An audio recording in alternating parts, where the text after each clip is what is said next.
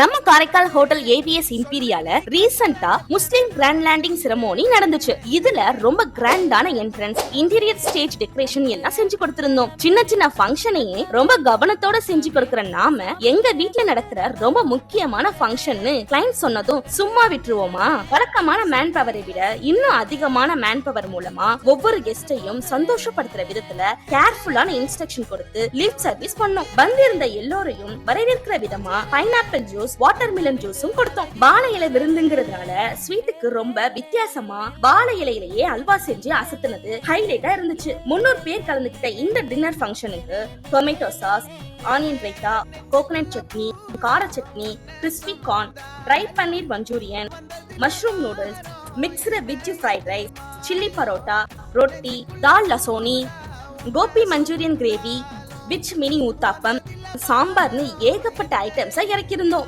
ஃபைனலா டெசர்ட்டுக்கு சுட சுட கேரட் அல்வாவும் சில்லுன்னு வெனிலா ஃபிளேவர் ஐஸ்கிரீமும் வச்சிருந்தோம். இந்த மாதிரி உங்க வீட்டு ஃபங்க்ஷன் எதுவா இருந்தாலும் வெஜ் அண்ட் நான்வெஜ் வெரைட்டி டிஷஸோட செலிப்ரேட் பண்ண ஏவிஎஸ் இம்பீரியாவை கான்டாக்ட் பண்ண மறந்துடாதீங்க. மறக்காம உங்க முஸ்லிம் ஃப்ரெண்ட்ஸுக்கும் ஷேர் பண்ணுங்க.